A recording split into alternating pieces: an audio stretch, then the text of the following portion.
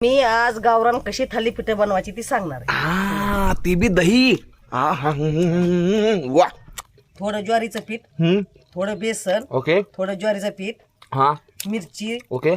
कोथमीर कापून घ्यायची, हा. लसूण जिरी ओवा टाकायचा, ओके. मिश्रण करून घ्यायचं, ओके. थापायची, हा. पीठ मळायचं, हा. अशी मस्त म्हणजे अशी दहा फडक्यावर थापायची हा.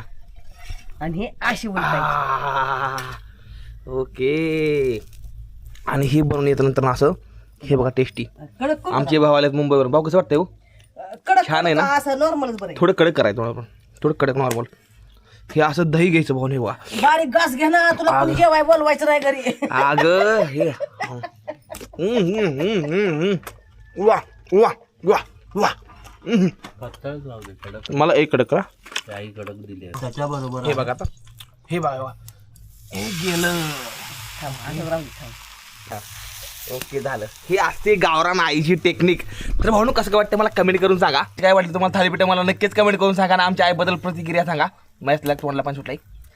हर हर महादेव. तुला बोला येईल तो आधी खाऊन घे. हा.